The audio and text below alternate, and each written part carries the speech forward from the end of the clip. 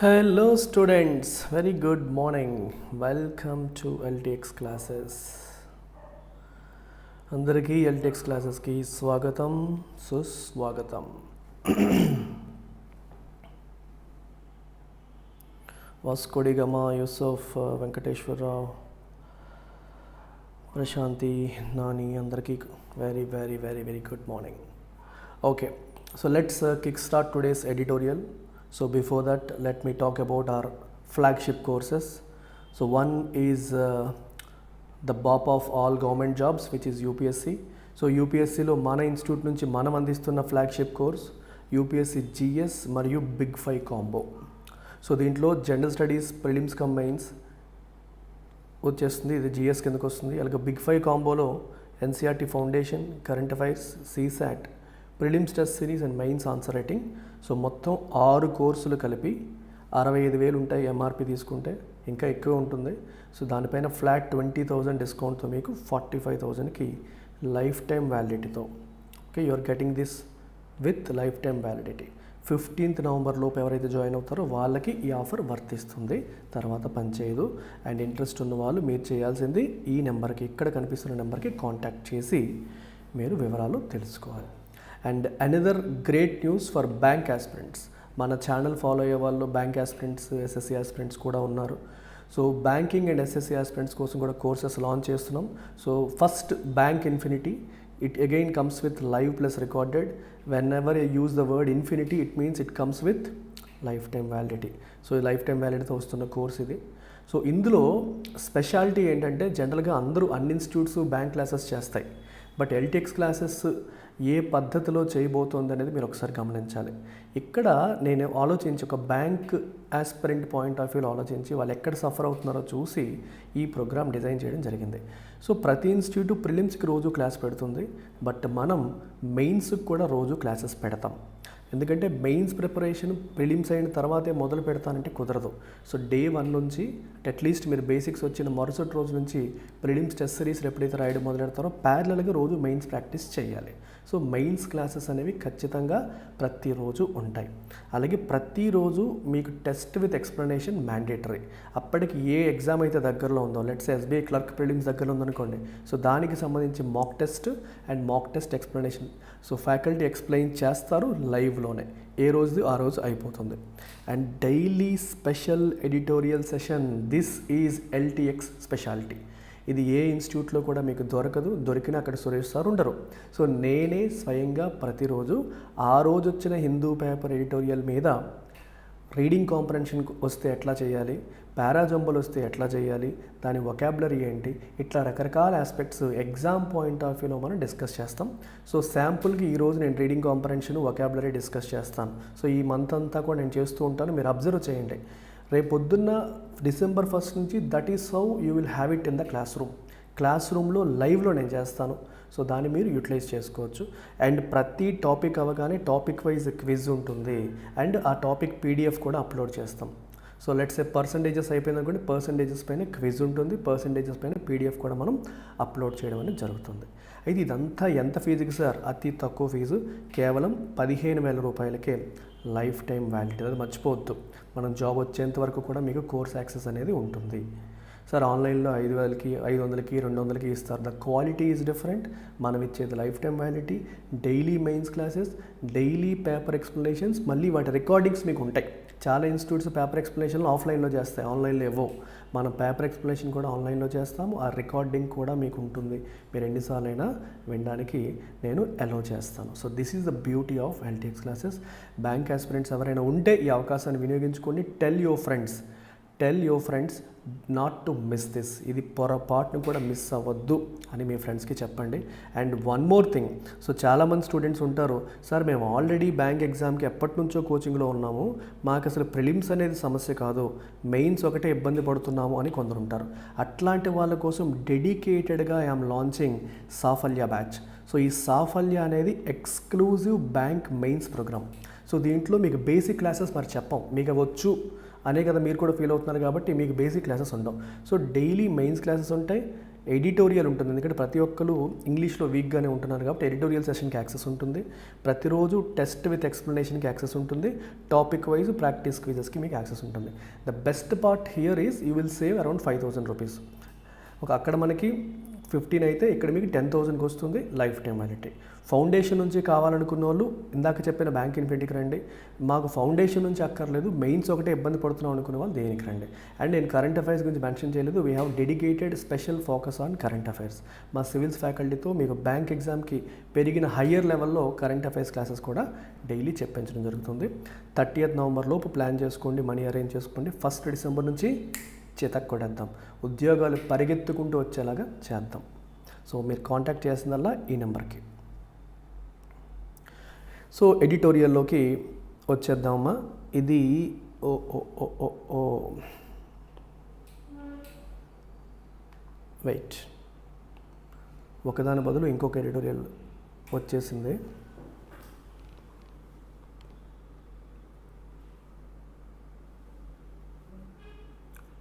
Let me download this.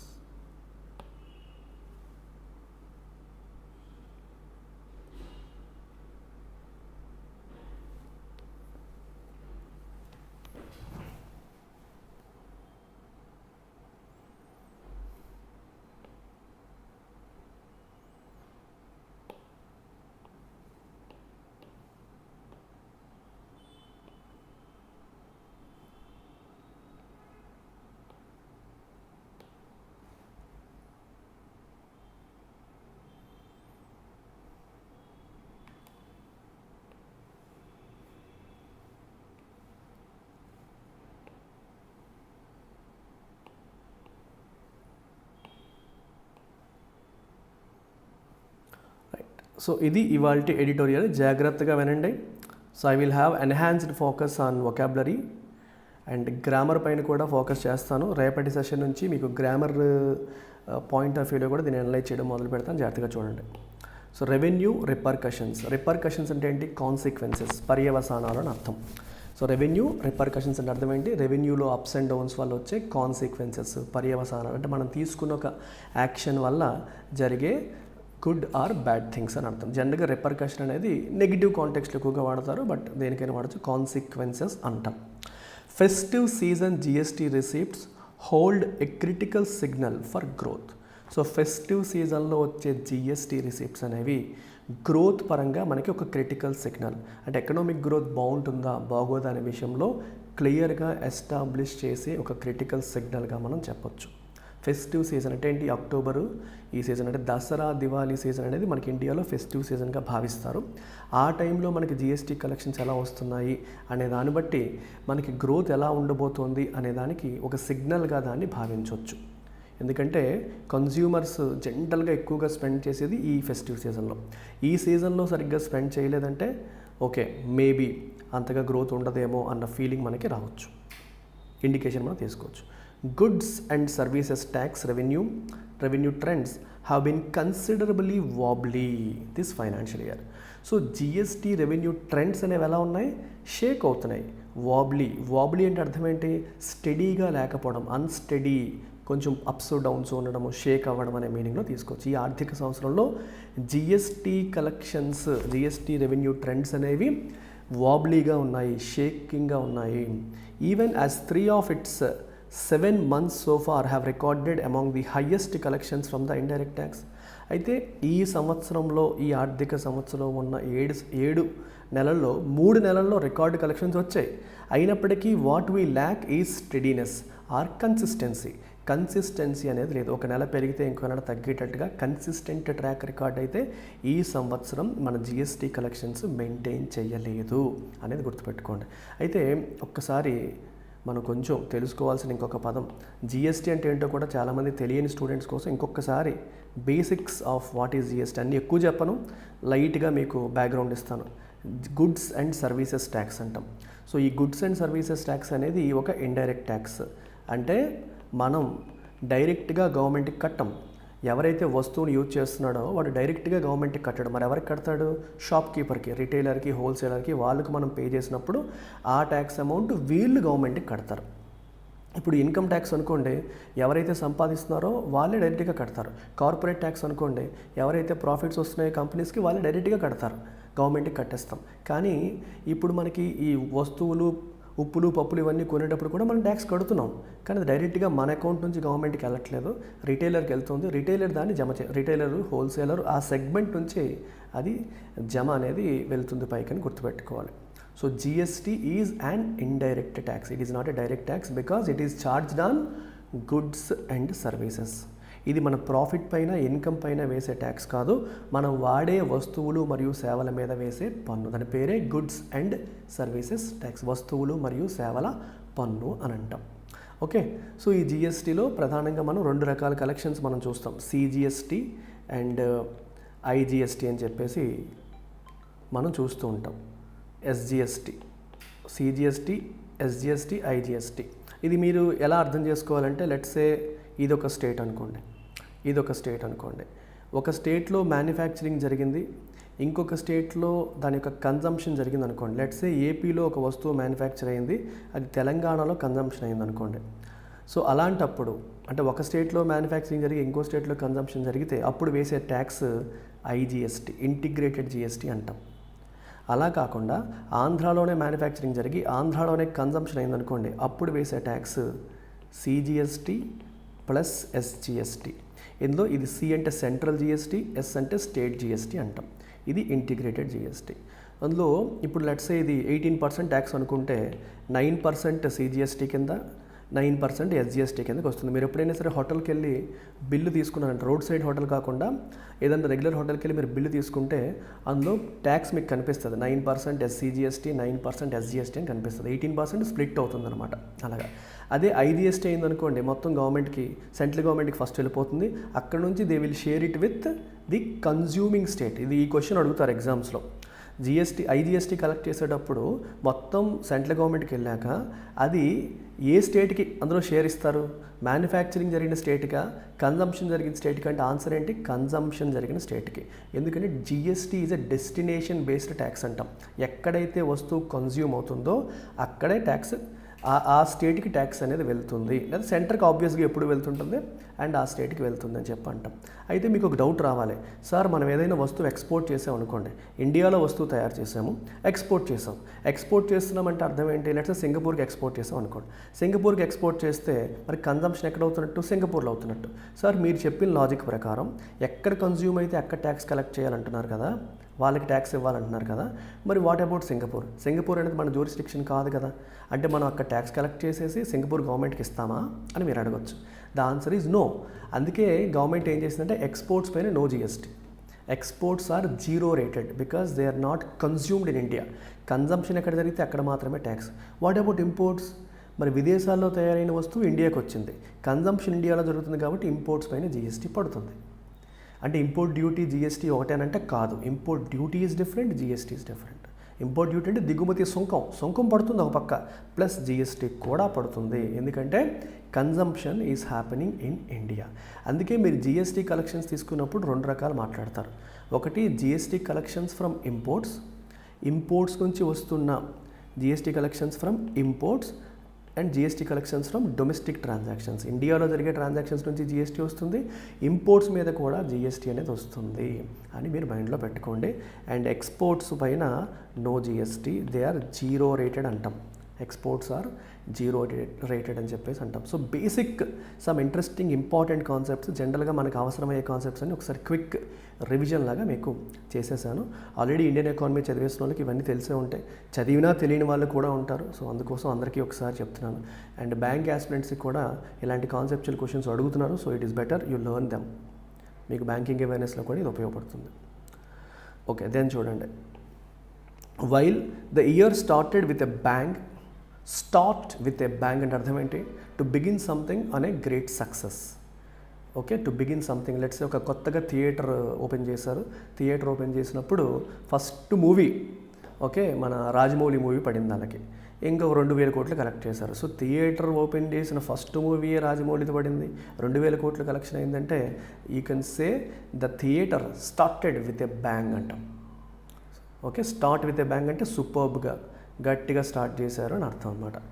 as April clocked the first ever instance of revenues of over 2 lakh crores. ఏప్రిల్లో మనకి first ever instance of revenues of over 2 lakhs 2 లక్షల కోట్లకి పైగా revenues మనకి ఏప్రిల్లో రావడం అనేది జరిగింది. అలా ఏప్రిల్లో 2 లక్షల కోట్లకు పైగా రెవెన్యూ రావడం ద్వారా మనం year started with a bang అని చెప్తాం. ఎందుకంటే 2 లక్షల కోట్లు అంటే చిన్న విషయం, చాలా పెద్ద. The first time ever it happened. with gross and net receipts rising 12.4% and 15.5% respectively. Gross receipt అంటే ఏంటి? మొత్తం గవర్నమెంట్కి జిఎస్టీ ద్వారా వచ్చిన అమౌంట్. నెట్ రిసిప్ట్ అంటే అర్థం ఏంటి? దాంట్లో రిఫండ్స్ ఉంటాయి. ఎందుకంటే జిఎస్టీ పేమెంట్ చేసిన వాళ్ళు ఇన్పుట్ ట్యాక్స్ క్రెడిట్ అని చెప్పి ఒకదాన్ని పొందుతారు. సో అది మనకి రిటర్న్ అవుతాయి, దాన్ని మైనస్ చేసేయాలి. ఇంకా ఏమైనా డెఫిసిట్లు కావచ్చు, లేకపోతే రిఫండ్స్ కావచ్చు, రాంగ్ క్యాలిక్యులేషన్స్ కావచ్చు, కేసెస్ ద్వారా వెనక్కి రావడం కావచ్చు, ఇలాంటివన్నిటిని ఇన్పుట్ ట్యాక్స్ క్రెడిట్ ద్వారా మైనస్ చేయడం కావచ్చు, ఇవన్నీ పోగా వచ్చేదాన్ని నెట్ రిసిప్ట్ అంటాం. ఓవరాల్గా ఉండేదాన్ని గ్రాస్ రిసిప్ట్ అని అంటాం. So gross and net receipts ఎంత పెరిగాయి? గ్రాస్ రిసిప్ట్ 12.4%, నెట్ రిసిప్ట్స్ 15.5% పెరగడం అనేది జరిగింది. బోల్స్టర్డ్ అంటే స్ట్రెంగ్త్ అండ్. బోల్స్టర్డ్ అంటే మీనింగ్ ఏంటమ్మా? Strength and by year end filings. ఎందుకు పెరిగాయంటే ఇయర్ ఎండ్, చాలామంది పెండింగ్ ఉన్న వాళ్ళందరూ కూడా ఇయర్ ఎండ్లో ఒకసారిగా ఫైల్ చేస్తారు రిటర్న్స్.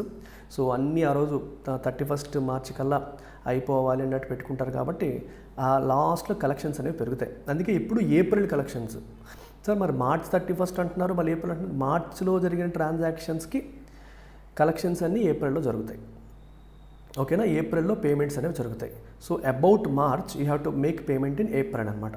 సో అందుకని ఏప్రిల్లో మనం గవర్నమెంట్కి పే చేసేదంతా మార్చికి సంబంధించింది అని అర్థం. ఫర్ ఎగ్జాంపుల్ ఎల్టెక్స్ లైసెన్స్ ఉంది, అక్టోబర్ అయిపోయింది. అక్టోబర్లో మనకి ఎంత అయితే టర్న్ ఓవర్ అయిందో దాని మీద నేను కలెక్ట్ చేసిన జిఎస్టీ అంతా నేను నవంబర్లో గవర్నమెంట్కి కట్టేస్తాను. సో నవంబర్ 20 లోపు నేను కట్టాలి. So April collections indicate March sales లేదా మార్చ్ ట్రాన్సాక్షన్స్. మార్చ్లో జరిగిన ట్రాన్సాక్షన్స్ని ఏప్రిల్లో వచ్చే కలెక్షన్స్ ఇండికేట్ చేస్తాయి. ఇది కూడా గుర్తుపెట్టుకోండి. July's gross receipts were the third highest at the time at over 1.82 lakh crores. జూలైలో వచ్చింది థర్డ్ హైయెస్ట్ అంటే అప్పటికి 1.82 lakh crores, up 10.3%. October's GST receipts prior to refunds released on Friday were the second highest in the 7 odd years of the tax. అబ్బో, అక్టోబర్లో GST receipts ఏవైతే వచ్చాయో, ఓకేనా, అది ఇంకా పూర్తి డేటా రాలేదు. ఎందుకంటే ఈ ఐటీసీ ఇన్పుట్ ట్యాక్స్ క్రెడిట్ పోగా వచ్చేది మనకి పక్కాగా తెలుస్తుంది. ప్రయర్ టు రిఫండ్స్ అని రాశారు. సో ఇవి ఫ్రైడే రోజు డేటా ఇచ్చారు. అక్టోబర్ అంటే సెప్టెంబర్ డేటా అది మనకి వర్ ద సెకండ్ హైయెస్ట్. ఈ గత 7 yearsలో సెకండ్ హైయెస్ట్ అని చెప్పొచ్చు. బట్ దీస్ స్పైక్స్ అంటే ఏంటి? ఈ పెరగడాలు, దీన్ని స్పైకింగ్ అంటాం. స్పైక్ అంటే పెరగడం, రైజ్ అవ్వడం. హ్యావ్ బీన్ పంక్చువేటెడ్ బై అంటే మార్క్డ్ బై, క్యారెక్టరైజ్డ్ బై అంటాం. మార్క్డ్ బై, క్యారెక్టరైజ్డ్ బై అంటే అర్థం ఏంటి? అంటే ఈ స్పైక్స్ అనేవి ఉన్నాయి. ఈ స్పైక్స్తో ఏమొస్తుంది? అండర్వెల్మింగ్ నెంబర్స్ ఉన్నాయి. అండర్వెల్మింగ్ అంటే అర్థం ఏంటి? Disappointing. So very interesting word ఇది, అండర్వెల్మింగ్ అండ్ ఓవర్వెల్మింగ్. ఓవర్వెల్మింగ్ అంటే అర్థం ఏంటి? ఎక్స్పెక్ట్ చేసిన దానికంటే ఎక్కువ. అండర్వెల్మింగ్ అంటే అర్థం ఏంటి? ఎక్స్పెక్ట్ చేసిన దానికంటే తక్కువ. ఒక రాజకీయ నాయకుడు ఒక సభ ఏర్పాటు చేశారనుకోండి, సభకి అనుకున్న దానికంటే భయంకరంగా రెస్పాన్స్ వచ్చి జనాలు తొక్కిసలాడి జరిగిపోయేంత లెవెల్లో జనాలు వచ్చారనుకోండి. So you say we have received, his meeting has received overwhelming response అని అంటాం. సో అలా కాకుండా అనుకున్నట్టు జంబర్స్ రాలేదనుకున్నప్పుడు యూ సే అండర్వెల్మింగ్ రెస్పాన్స్. అందుకే రాజకీయ నాయకులు ఏం చేస్తారు? ఎలక్షన్స్ ముందు గ్రాఫిక్స్ వాడతారు, కింద అంతా గ్రీన్ మ్యాట్లు వేస్తారు. ఒకవేళ జనాలు ఎనఫ్ రాలేదనుకోండి, మొత్తం జనాలు వచ్చారన్నట్టుగా ఆ గ్రాఫిక్స్తో ఎడిటింగ్లు చేసి ఆ పిక్చర్స్ అనేవి న్యూస్ పేపర్కి వదులుతారు. వచ్చిన వాళ్ళు 10 మంది ఉండకపోయినా 10,000 మంది వచ్చినట్టుగా బిల్డప్లు ఇస్తుంటారు. సో ఓవర్వెల్మింగ్ రెస్పాన్స్ వచ్చేసింది. కనీ విని ఎరుగని రైతులో జనాలు బ్రహ్మరథం పట్టారు అన్నట్టుగా హడావిడి చేస్తే ఉంటుంది. లేదంటే ఎవరు రాలేదా అంటే ఎవరికి ఏంటంటే ఇంట్రెస్ట్ లేదేమో అని చెప్పి మిగిలిన వాళ్ళు కూడా ఇదైపోతారు.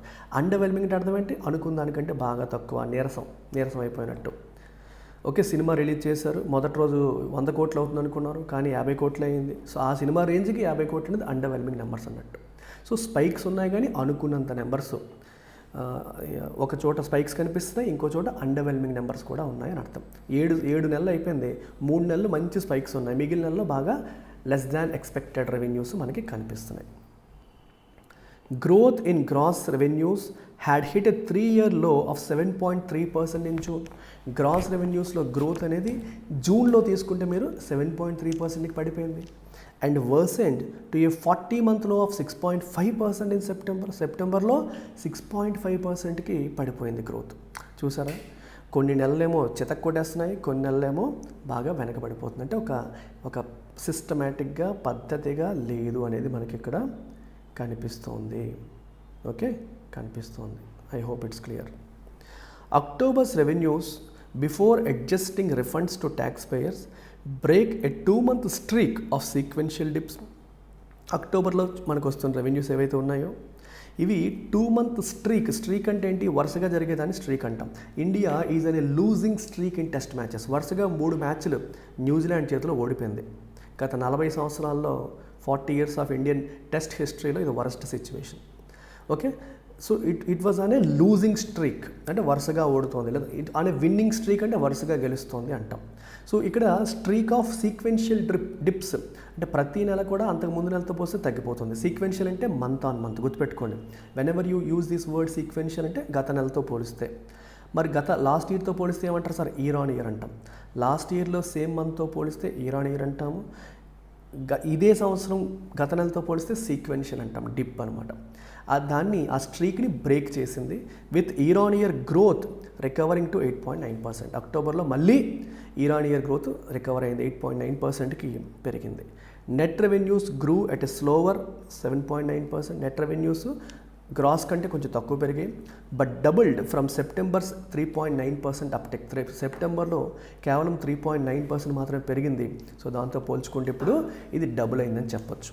While this marks an improvement, ఇది ఇంప్రూవ్మెంట్ అని మనకి క్లియర్గా తెలుస్తోంది, కనిపిస్తోంది. మార్క్ అంటే హైలైట్ అన్నట్టు, అది ఇండికేట్ చేస్తుంది అన్నట్టు చెప్పొచ్చు. The overall growth of net GST revenues this year has still decline to 9% from about 10.2% as of August. అయితే ఓవరాల్ జిఎస్టీ రెవెన్యూస్ అంటే మనకి ఏప్రిల్ నుంచి ఇప్పుడు అక్టోబర్ వరకు జిఎస్టీ రెవెన్యూస్ మనం చూసుకుంటే లాస్ట్ ఇయర్తో పోల్చుకుంటే తగ్గిపోయింది, 9% తగ్గిపోయిందని మనం చెప్పొచ్చు. ఓకే, ఫ్రమ్ అబౌట్ 10.2% ఇన్ ఆగస్ట్లో పోల్చుకుంటే తగ్గిపోయింది, అంటే ఓవరాల్ నెంబర్ అనేది తగ్గిపోయింది అని చెప్పొచ్చు. From the fiscal perspective, fiscal అంటే అర్థం ఏంటి, గవర్నమెంట్ ఫినాన్సెస్. ఓకే, ఫిస్కల్ అంటే ఫినాన్షియల్ రిలేటెడ్ అని అర్థం. ఫిస్కల్ పర్స్పెక్టివ్ అంటే గవర్నమెంట్ యొక్క రెవెన్యూ ఎక్స్పెండిచర్ పర్స్పెక్టివ్లో ఆ ఆస్పెక్ట్లో మనం చూస్తే indirect taxes will have to grow faster in the months ahead to meet the budget target. బడ్జెట్లో ఎవ్రీ ఇయర్ కూడా, బడ్జెట్ అంటే ఏంటమ్మా, యాన్యువల్ ఫైనాన్షియల్ స్టేట్మెంట్ అంటే ఏంటి, రాబోతున్న ఆర్థిక సంవత్సరంలో మనకి రెవెన్యూ ఎలా ఉండబోతుంది, ఎక్స్పెండిచర్ ఎలా ఉండబోతుంది అని అంచనా వేసి ఇచ్చే పొద్దు మనకి బడ్జెట్. సో బడ్జెట్లో జిఎస్టీ నుంచి ఎంత రెవెన్యూ వస్తుంది, దాని నుంచి ఎంత రెవెన్యూ వస్తుంది ఒక ఎస్టిమేషన్ వేశారు. అయితే బడ్జెట్లో ఏదైతే టార్గెట్ పెట్టారో ఆ టార్గెట్ ఇప్పుడు మీట్ అయ్యేలా కనిపించట్లేదు. మీట్ అవ్వాలి అంటే రాబోతున్న నెలల్లో జిఎస్టీ కలెక్షన్స్ అనేవి బాగా పెరగాలి, పెరిగితేనే బడ్జెట్లో పెట్టుకున్న అంచనాల్ని మనం రీచ్ అవుతాము అంటున్నారు. But that may not be a significant risk to the deficit yet. అయినప్పటికీ కూడా అది అంత రిస్క్ కాదు అంటున్నారు. ఎందుకని అంటే ఇండైరెక్ట్ ట్యాక్సెస్ అనేవి ఎనఫ్ పెరిగినా పెరగకపోయినా డైరెక్ట్ ట్యాక్సెస్ యాజ్ అంటే ఇక్కడ because direct taxes and non tax revenues have been doing well. Direct tax అంటే ఇన్కమ్ ట్యాక్స్, కార్పొరేట్ ట్యాక్స్ ఇవన్నీ బాగా పెరుగుతున్నాయి. అలాగే నాన్ ట్యాక్స్ రెవెన్యూస్ అంటే ఏంటి, మ్యూజియంల మీద, పార్కుల మీద, వాటి మీద, అలాగే ట్రాఫిక్ పోలీసులు, ఫైన్లు, ఇలాంటివన్నీ కూడా నాన్ ట్యాక్స్ రెవెన్యూస్, అవన్నీ కూడా బాగా పెరుగుతున్నాయి. ఓకే, కాబట్టి ఒకవేళ ఇండైరెక్ట్ ట్యాక్సెస్లో ఎనఫ్ గ్రోత్ లేకపోయినా ఓవరాల్ డెఫిసిట్కి అంటే లోటుకు వచ్చే సమస్య ఏమీ లేదు, ఇంకా లోటు ఏమీ పెరిగిపోదు. లోటు అంటే ఏంటి, రెవెన్యూలోంచి మనకి ఎక్స్పెండిచర్లోంచి రెవెన్యూ తీస్తే వచ్చేది లోటు. సార్ ఎక్స్పెండిచర్ ముందు రెవెన్యూ తర్వాత వేసారంటే లోటు అంటే మీనింగ్ అదే కదా, డెఫిసిట్ ఉందని అర్థం. అంటే ఎక్స్పెండిచర్ ఎక్కువ ఉండి రెవెన్యూ తక్కువ ఉంటేనే కదా లోటు అంటాం. మరి అలాంటప్పుడు ఎలా సార్ రన్ చేస్తారు, అప్పు తీసుకుంటారు. అందుకే డెఫిసిట్ ఇండికేట్స్ బారోయింగ్ నీడ్ అనమాట. Next, revenue and capital spending have been on a tight leash too, చూడండి ఇది very interesting, on a tight leash. అంటే అర్థం ఏంటి, బాగా కంట్రోల్ చేసేసారు. ఓకే, దాన్ని బాగా రెగ్యులేట్ చేస్తున్నారు, బాగా కంట్రోల్ చేస్తున్నారు, అలా వెచ్చలవిడిగా ఖర్చు పెట్టట్లేదు అని అర్థం. సో విచ్చలవిడిగా ఖర్చు పెట్టట్లేదు, ఒక టైట్గా మెయింటైన్ చేస్తున్నారు అని అర్థం. Revenue and capital spending, very interesting words. Revenue spending అంటే ఏంటి, క్యాపిటల్ స్పెండింగ్ అంటే ఏంటి, గుర్తుపెట్టుకోండి. చాలా సింపుల్ ట్రిక్ చెప్తాను. క్యాపిటల్ ఎక్స్పెండిచర్ అంటే something that creates an asset. అసెట్ని క్రియేట్ చేసేదాన్ని మనం క్యాపిటల్ ఎక్స్పెండిచర్ అంటాం. అంటే ఒక రోడ్ వేసారనుకోండి క్యాపిటల్ ఎక్స్పెండిచర్, బిల్డింగ్ కట్టారనుకోండి క్యాపిటల్ ఎక్స్పెండిచర్, మెషినరీ కొనాలనుకోండి క్యాపిటల్ ఎక్స్పెండిచర్, పవర్ లైన్ వేసారనుకోండి క్యాపిటల్ ఎక్స్పెండిచర్, ఇన్ఫ్రాస్ట్రక్చర్ బిల్డ్ చేశారనుకోండి క్యాపిటల్ ఎక్స్పెండిచర్. మరి what about revenue expenditure? Something that doesn't create any assets. అంటే ఒక అసెట్ని క్రియేట్ చేయండి. ఫర్ ఎగ్జాంపుల్ శాలరీస్ పే చేశాను, లేకపోతే ఎక్స్పెండిచర్ చూశాను, మెయింటెనెన్స్ ఖర్చులు, ఓకే, ట్రావెల్ ఎక్స్పెన్సెస్, ఇలాంటివన్నీ కూడా అసెట్స్ ఏమీ క్రియేట్ చేయట్లేదు. అలాంటి వాటిని మనం రెవెన్యూ ఎక్స్పెండిచర్ అంటాం. ఇంకొక ఎగ్జాంపుల్, ఇప్పుడు నేను ఒక ఫ్యాక్టరీ పెట్టాను అనుకోండి, ఫ్యాక్టరీలో మెషినరీ అంతా కొన్నాను అనుకోండి, మెషినరీ కొనడానికి నేను పెట్టిన ఖర్చు క్యాపిటల్ ఎక్స్పెండిచర్ అవుతుంది. అది లాంగ్ టర్మ్ ఎక్కువ కాలం ఉపయోగపడేది. ఆ మెషినరీ మెయింటైన్ చేయడానికి నేను మంత్లీ ఎక్స్పెండిచర్ పెడతాను చూడండి, అది నాకు రెవెన్యూ ఎక్స్పెండిచర్ కిందకి వస్తుంది నేను రాసుకుంటే. అర్థమవుతుందా? సో ఇట్లా మీరు అర్థం చేసుకోవాలి. Capital expenditure is long term in nature, revenue expenditure is short term in nature. ఇది ఎప్పటికప్పుడు అయిపోతుంది. Of course a months GST revenues are linked to transactions that take place in the preceding month. మీకు చెప్పాను, ఒక month GST revenues అంటే ఇప్పుడు అక్టోబర్లో వచ్చే రెవెన్యూస్ దేన్ని ఇండికేట్ చేస్తాయి? సెప్టెంబర్లో జరిగిన ట్రాన్సాక్షన్స్. మీకు ఆల్రెడీ ఈ విషయాన్ని నేను చెప్పాను, ఎడిటోరియల్ ఆ లెవెల్కి రాకముందే చెప్పాను. ప్రిసీడింగ్ అంటే ఇంతకు ముందున్న, ప్రీ అంటే ముందు, సీడ్ అంటే హ్యాపెన్. సో ముందు జరిగిన నెలలో జరిగిన మంత్స్, అందులో జరిగిన ట్రాన్సాక్షన్స్ని ఈ మంత్ జిఎస్టీ రెవెన్యూస్ ఇండికేట్ చేస్తాయి. And GST is a tax on consumption. As I told you, GST is not a tax on manufacturing, it is a tax on consumption. మీకు చెప్పాను, జిఎస్టీ కన్జంప్షన్ మీద వేస్తారు. అంటే destination based tax అని అంటున్నాం. It is a destination based tax, గుర్తుపెట్టుకోండి. It is not a what you call source based tax. Consumption మీద tax పడుతుంది. Manufacturing is different. అంటే మ్యానుఫ్యాక్చర్ చేసినప్పుడు ట్యాక్స్ వేయాలంటే వేస్తారు, దాని గురించి నేను మాట్లాడట్లేదు. అంటే వస్తువు ఇక్కడ ఎలా చెప్పాలంటే, నేను నాకు చెప్పాను మీకు ఎగ్జాంపుల్, ఆంధ్రాలో వస్తువు తయారైంది, తెలంగాణలో కొన్నారు. సో ట్యాక్స్ రెవెన్యూ ఎవరికి వెళ్తుంటే తెలంగాణకి వెళ్తుంది. కన్జంప్షన్ ఎక్కడ జరిగిందో అక్కడ అనేది అర్థం. So, last month's revenues are the first signal of private consumption trends this festive season. Although significant purchases may have slowed in the latter half of September amid the 16-day Pitru Paksha. Very interesting word. ఇక్కడ చూడండి, ఇక్కడ ఏమంటున్నారు? అక్టోబర్లో వచ్చిన revenues దేన్ని indicate చేస్తాయి? Preceding month అని చెప్పాను. ప్రిసీడింగ్ మంత్ అంటే ఏంటి? సెప్టెంబర్. సో సెప్టెంబర్లో జరిగిన ట్రాన్సాక్షన్స్ని అక్టోబర్లో వచ్చే రెవెన్యూస్ ఇండికేట్ చేస్తున్నాయి. అక్టోబర్లో రెవెన్యూస్ ఏమని చెప్పాం? బాగున్నాయని చెప్తున్నాం. అంటే అర్థం ఏంటి? సెప్టెంబర్లో పర్చేజెస్ బాగా జరిగాయి అని చెప్పొచ్చు. అయినప్పటికీ అదే సెప్టెంబర్ 16th నుంచి ఆ మంత్ ఎండ్ వరకు పితృపక్ష, మహాలయ పక్షాలు అంటారు, పితృపక్షాలు అంటారు. అంటే ఏంటి? మన పూర్వీకులకి మనం పిండం పెడతాం. ఓకే, పూర్వీకులకి మనం దండాలు పెట్టడం ఇవన్నీ చేస్తూ ఉంటారు కదా, పితృపక్షాలు. సో ఆ టైంలో మనకి తగ్గిపోతాయి రెవెన్యూస్. ఆ టైంలో అంటే ఫోకస్ అటు షిఫ్ట్ అయిపోతుంది కాబట్టి దానివల్ల కొంత ఎఫెక్ట్ ఉండే అవకాశం అనేది ఉంటుంది. ఇక్కడ ఒక ఇంట్రెస్టింగ్ వర్డ్ వాడారు, ద లేటర్ హాఫ్ అని. Later very very interesting. LATER కాదు ఇది. LATER అంటే లేటర్ అంటే ఏంటి? తరువాత. LATTER అంటే అర్థం ఏంటి? తరువాత వాడబడ్డ. అంటే ఒక రెండింటి గురించి మనం మాట్లాడామనుకోండి. ఇప్పుడు సెప్టెంబర్ తీసుకోండి. సెప్టెంబర్లో ఫస్ట్ హాఫ్ అంటే 1st నుంచి 15th వరకు. ఓకే, తరువాతి హాఫ్ అంటే 16th నుంచి 30th వరకు. తరువాతి అని చెప్పడానికి ఈ లేటర్ అనే పదాన్ని వాడతారు. అలాగే ఇంకొక ఎగ్జాంపుల్ చెప్తాను. Suresh and Naresh are good friends అని చెప్తాం. Okay, while the former is a cricket fan, the latter is a tennis fan. The former అంటే అర్థం ఏంటి? FAR కాదు, FORMER. ఫార్మర్ అంటే ముందు చెప్పబడ్డ. ముందుగా ఎవరి గురించి మాట్లాడడం? Suresh. So Suresh cricket fan అయితే, అండ్ నరేష్ అంటే ఎవరు? ద లేటర్ అంటే తరువాత చెప్పబడ్డ వ్యక్తి. Naresh is a tennis fan. మీకు అర్థమైంది? ఇద్దరు గురించి మాట్లాడినప్పుడు మొదట చెప్పబడ్డ వ్యక్తి గురించి చెప్పాలంటే ద ఫార్మర్ అంటాం, FORMER. తరువాత రెఫర్ చేసిన వ్యక్తి గురించి చెప్పాలంటే ద లేటర్, LATTER. ఇక్కడ ద అనేది కూడా ఇంపార్టెంట్. తరువాతిది అని చెప్పడం చాలా ఇంపార్టెంట్, గుర్తుపెట్టుకోండి. The RBI in its October bulletin had termed recent months GST trends to be a sign of slackening momentum in the economy. RBI October బులెటిన్లో ఏం చెప్పింది?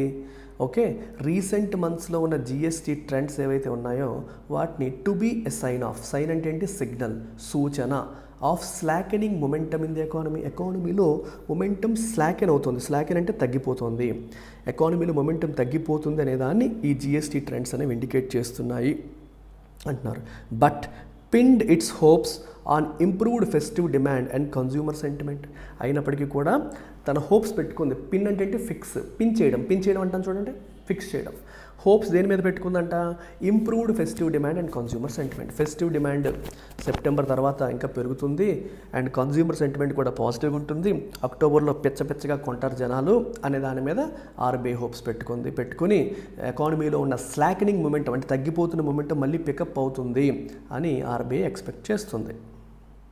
ఇన్ దట్ కాంటెక్స్ట్, ఆ కాంటెక్స్ట్లో చూస్తే the latest GST receipts are a good omen. ఆ రకంగా తీసుకుంటే లేటెస్ట్గా వచ్చిన జిఎస్టీ రిసీప్ట్స్ అనేవి గుడ్ ఓమెన్. ఓమెన్ అంటే సిగ్నల్, సూచన, సింబల్ అని అర్థం. But November's receipts for last month's activity will lend greater clarity on whether those hopes are well placed. నవంబర్లో వచ్చే డేటా మనకి చాలా ఇంపార్టెంట్, ఎందుకంటే అక్టోబర్లో జరిగిన ట్రాన్సాక్షన్స్ గురించి డేటా మనకి నవంబర్లో వస్తుంది. సో అక్టోబర్లో ట్రాన్సాక్షన్స్ బాగా జరిగాయా జరగలేదా అనేది మనకు నవంబర్లో తెలుస్తుంది. కాబట్టి ఆ రిసీప్ట్స్ అనేది మనకి గ్రేటర్ క్లారిటీ ఇస్తుంది, ఇంకా ఫుల్ క్లారిటీ ఇస్తుంది whether those hopes are well placed. అంటే ఆర్బీఐ ఏవైతే హోప్స్ పెట్టుకుందో, ఆర్బీఐ ఏం పెట్టుకుంది? ఇంప్రూవ్డ్ ఫెస్టివ్ డిమాండ్ వల్ల, కన్జ్యూమర్ సెంటిమెంట్ వల్ల పెరుగుతాయని చెప్పి ఆర్బీఐ ఎక్స్పెక్ట్ చేస్తుంది. ఆ హోప్స్ అనేవి వెల్ ప్లేస్డా, నిజంగా వాళ్ళు కరెక్ట్గానే ఆలోచించి పెట్టుకున్నారా లేకపోతే లేదా? Or they well placed or misplaced? Misplaced అంటే ఏంటి? అంటే ఉండకూడని ప్లేస్లో. కొన్నిసార్లు అంటారు మిస్ప్లేస్డ్ ప్రయారిటీస్ అంటాం. అంటే నువ్వు దేనికి ఇంపార్టెన్స్ ఇవ్వాలో దానికి ఇవ్వకుండా అవసరం లేని దానికి ఎక్కువ ఇంపార్టెన్స్ ఇచ్చి అవసరం దానికి తక్కువ ఇంపార్టెన్స్ ఇచ్చావు అనుకో, so that's a case of misplaced priorities అంటాం. అర్థమైందా? దేనికి ఇవ్వాలో దానికి ఇవ్వకపోవడం. ఇక్కడ if those hopes are well placed అంటే అర్థం ఏంటి? వాళ్ళు సరిగ్గానే హోప్స్ పెట్టుకున్నారా లేదని మనకి నవంబర్ డేటా ద్వారా తెలుస్తుంది. With Dasara and Diwali falling in October unlike last year. ఎందుకంటే దసరా దివాళీ 2 అక్టోబర్లోనే వచ్చేసాయి. So festive season October 31st end అయిపోయింది. సో అక్టోబర్లో ట్రాన్సాక్షన్స్ అనేవి ఎర్రగా కుమ్మేసేయాలి లేదని మనకి నవంబర్లో తెలుస్తుంది. దాని మీదే ఆర్బీఐ హోప్స్ పెట్టుకుంది అంటున్నారు. Initial car sales data suggest a K-shaped situation with pricier SUVs growing fast while overall sales straddled the middle lane. Very interesting ఇది. ఇక్కడ కీ వర్డ్ చూడండి, K-shaped recovery అనే పదాన్ని వాడారు. K-shaped recovery లేదా K-shaped situation అంటే అర్థం ఏంటి? ఒక సిస్టంలో మీకు ఒక వెరీ ఇంట్రెస్టింగ్ స్టోరీ చెప్తా చూడండి. ఇప్పుడు ఒక ఎకానమీలో రిసెషన్ వచ్చింది అనుకుందాం. రిసెషన్ వస్తే ఏమవుతుంది? ఎకానమీ పడుతుంది కదా, జీడీపీలు పడిపోతాయి, మనకి డిమాండ్ పడిపోతుంది, అన్నీ పడిపోతాయి. సో పడిపోయిన తర్వాత కొన్నాళ్ళకి మళ్ళీ they will start recovering. Yes or no? కొన్ని సెక్టార్స్ రికవర్ అవ్వడం మొదలవుతాయి, కొన్ని సెక్టార్స్ రికవర్ అవ్వడం అనేది మొదలవుతాయి. సో ఇలా రికవర్ అవుతాయి. కొన్ని సెక్టార్స్ మాత్రం they will continue to fall, కొన్ని సెక్టార్స్ మాత్రం ఇంకా పడుతూనే ఉంటాయి. సో ఇట్లాంటి దాన్ని ఏమంటాం మనం? కే షేప్డ్ రికవరీ. మీరు ఇక్కడ ఒక లైన్ గీసారనుకోండి, ఇది ఎలా కనిపిస్తుంది? ఇట్ లుక్స్ లైక్ కే. అంటే when in an economy the recovery is not uniform across all sectors. కొన్ని సెక్టార్స్ ఏమో రికవర్ అవుతున్నాయి, కొన్ని సెక్టార్స్ ఏమో దే కంటిన్యూ టు ఫాల్. అలాంటప్పుడు కే షేప్డ్ రికవరీ అంటాం. అలాగే ఇప్పుడు కార్ సేల్స్లో కూడా కే షేప్డ్ సిచ్యువేషన్ ఉంది అంటున్నారంటే అర్థం ఏంటి? బాగా ప్రీమియం ఎస్యూవీ సేల్స్ ఏమో పెరుగుతున్నాయంట. సో ప్రీమియం ఎస్యూవీ సేల్స్ ఏమో పెరుగుతున్నాయి, కానీ మిడ్ సైజ్ కార్లు, లో ఎండ్ కార్స్ ఏమో పెద్దగా పెరగలేదు అని చెప్తున్నారు. అంటే అన్నీ ఒకే రకంగా లేవు, కొన్ని పెచ్చగా పెరిగేస్తున్నాయి, కొన్ని ఏమో అంతగా గ్రో అవ్వట్లేదు అని చెప్పడానికి కే షేప్డ్ సిచ్యువేషన్ అని వాడారు. సో ఇది very important and interesting terminology.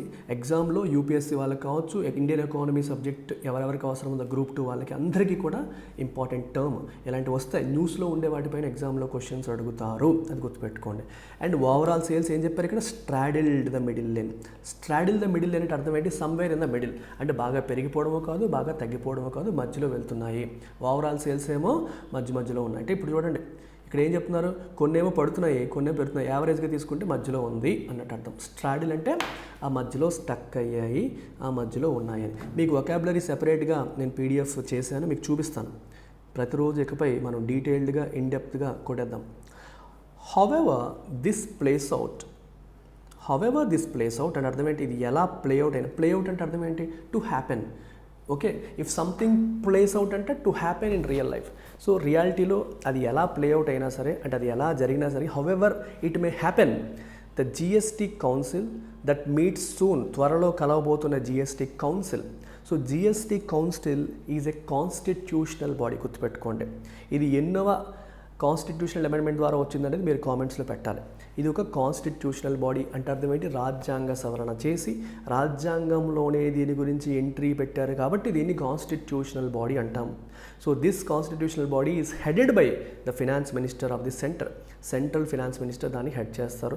ప్రతి రాష్ట్రం నుంచి కూడా వాళ్ళ ఫినాన్స్ మినిస్టర్ కావచ్చు లేదా సీఎం అపాయింట్ చేసిన వేరే మినిస్టర్ కావచ్చు జిఎస్టీ కౌన్సిల్లో మెంబర్గా ఉంటారు.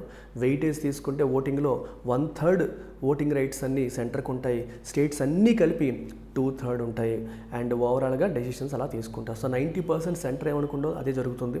ఎందుకంటే మీరు అయితే సార్ స్టేట్స్ 2/3 అంటున్నారు, సెంటర్ 1/3 అంటున్నారు కదా అంటే కరెక్టే, కానీ మరి స్టేట్స్లో కూడా చాలా స్టేట్స్లో సెంటర్లో ఉన్న ప్రభుత్వాలే ఉంటాయి కదా, లైక్ బీజేపీ గవర్నమెంటే చాలా స్టేట్స్లో, ఎన్డీఏ గవర్నమెంటే చాలా స్టేట్స్లో ఉంటుంది కాబట్టి విత్ ఇన్ స్టేట్స్ కూడా వాళ్ళకి మెజారిటీ ఉండే అవకాశాలు ఎక్కువగా ఉంటాయి. సో వాళ్ళు ఏదైతే అనుకుంటారో ఆ నిర్ణయాలే ఇంప్లిమెంట్ అవ్వడానికి అవకాశం ఎక్కువగా ఉంటుంది. ఇది జిఎస్టీ కౌన్సిల్ యొక్క బ్యాక్గ్రౌండ్. ఈ GST council that meets soon, త్వరలో కలవబోతోంది. మీకు గ్రామర్ చెప్తాను ఇక్కడ చూడండి. దట్ మీట్స్ అన్నారు, సూన్ అన్నారు. సూన్ అంటే ఏంటి, త్వరలో. త్వరలో అంటే ఫ్యూచరే కదా, మరి ఫ్యూచర్లో జరిగేదానికి మీట్స్ అని ఎందుకు రాశారు? మీరు ఆలోచించారు ఎప్పుడైనా?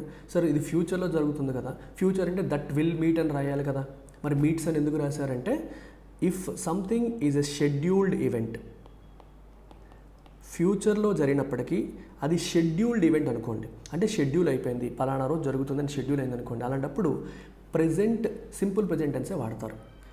Okay, let's say the flight arrives at 5 PM tomorrow. Tomorrow అంటేనే ఫ్యూచర్ టెన్స్, ఫ్యూచర్ అయినప్పటికీ the flight arrives at 5 PM tomorrow. Arrives అంటున్నాను, విల్ అరైవ్ అనట్లా, ఆ టైంకి షెడ్యూల్ అయింది. భవిష్యత్తులో జరిగే యాక్షన్ అయినప్పటికీ అది పలానా టైంకి షెడ్యూల్ అయిపోయింది అంటే you use simple present tense, గుర్తుపెట్టుకోండి, సింపుల్ ప్రజెంట్ వాడతాం. So that meets soon must not be deterred. Deterred అంటే ఏంటి, డిస్కరేజ్డ్.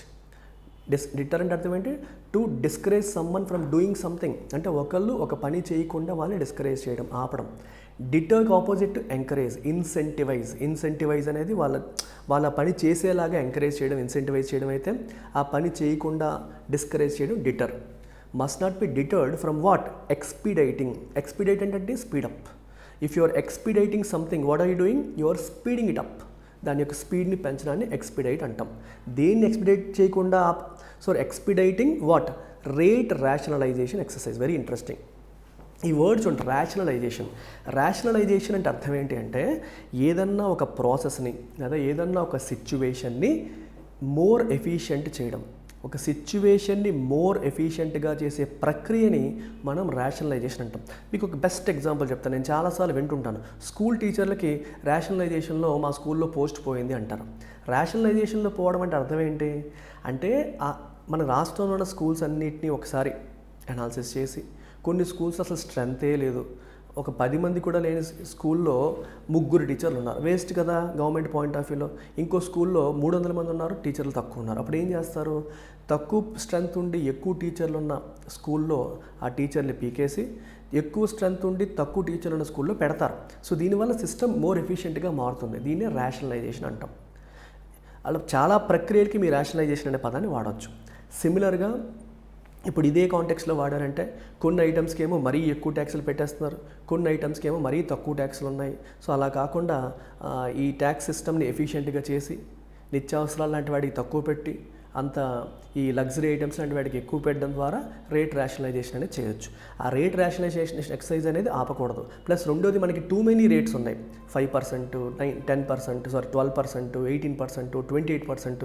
ఇన్ని ఎందుకు, 1 2 ఉంటే సరిపోదా అనే క్వశ్చన్ కూడా ఉంది. So too many tax structures కాకుండా వాటిని 1 or 2 కింద, అంటే బాగా నెసెసిటీ ఉన్నవి ఒక కేటగిరీ, లగ్జరీ అంతా ఇంకో కేటగిరీ కింద కేటగరైజ్ చేసేసి పెట్టేస్తే సరిపోతుంది కదా అన్న మాట కూడా ఉంది.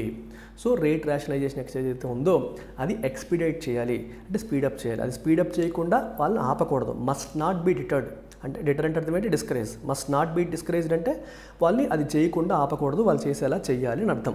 Including the lowering of tax on items such as cement and insurance మీద ఇప్పుడు ఎక్కువ ట్యాక్స్ ఉంది, దాన్ని తగ్గించాలని ఎప్పటి నుంచో డిమాండ్ ఉంది. సిమెంట్ పైన ట్యాక్స్ ఎక్కువ ఉంది, తగ్గించాలని డిమాండ్ ఉంది. విచ్ కుడ్ స్పర్ అంటే encourage, push higher sales volumes and compensate for any revenue losses. సరే మీరు అనొచ్చు, సార్ ఇప్పుడు వాటి మీద ట్యాక్స్ తగ్గించేస్తే గవర్నమెంట్కి రెవెన్యూ తగ్గుతుంది కదా అని. ఎస్, రెవెన్యూ తగ్గుతుందని మీరు అనుకుంటారు, కానీ ట్యాక్స్ తగ్గడం వల్ల సేల్స్ పెరగచ్చు.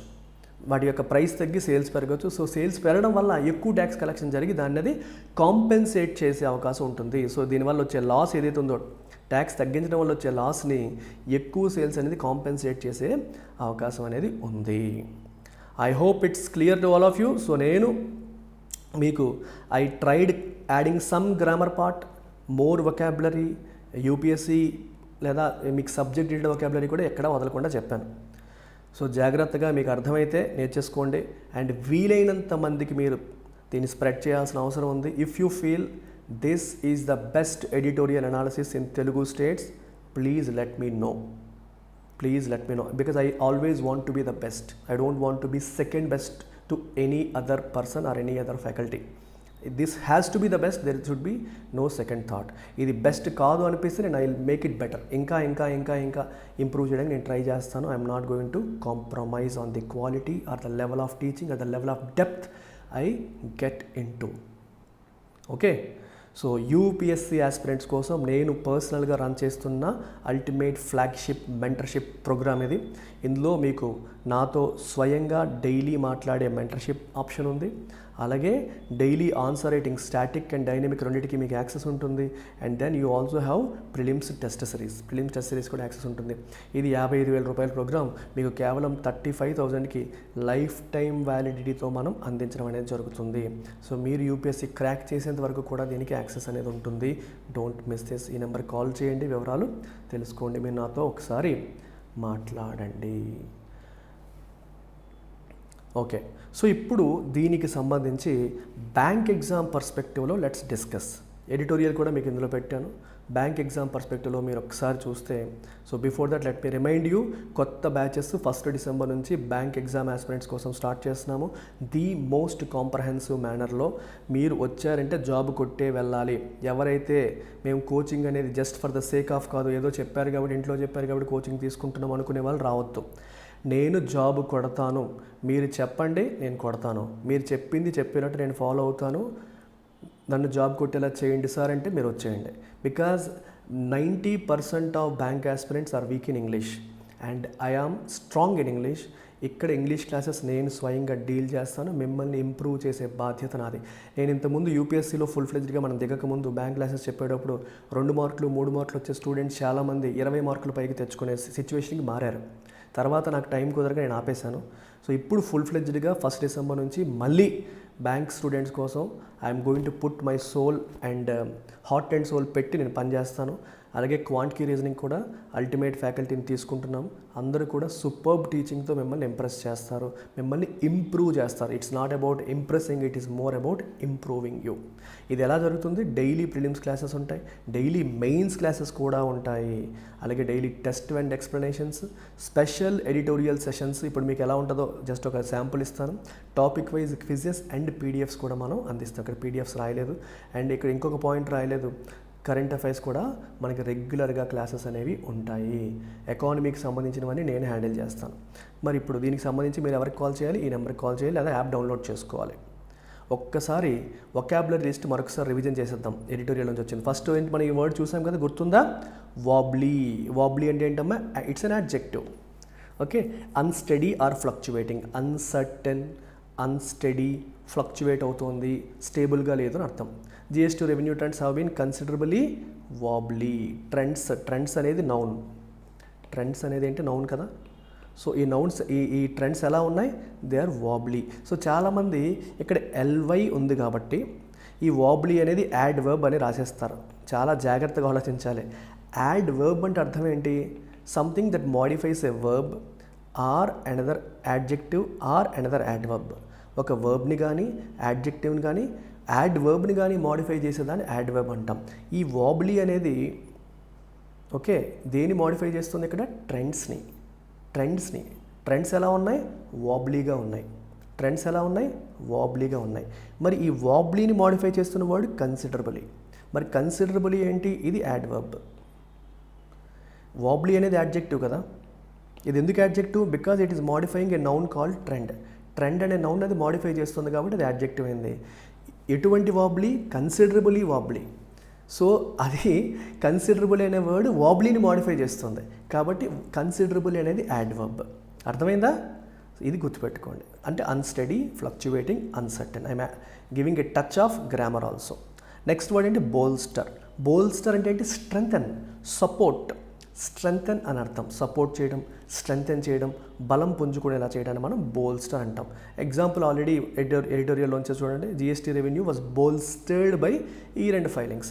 మార్చ్లో జరిగిన ఈ 2 ఫైలింగ్స్ వల్ల ఏప్రిల్ జిఎస్టీ రెవెన్యూ స్ట్రెంగ్తన్ అయింది, సపోర్ట్ చేయబడింది. దెన్ పంక్చువేట్. పంక్చువేట్ అనేది ఇక్కడ ఏంటి వర్బ్. పంక్చువేట్ చేయడం అంటే అర్థం ఏంటమ్మా, ఇక్కడ ఈ కాంటెక్స్లో మనకి పంక్చువేటెడ్ అంటే మార్క్డ్ బై.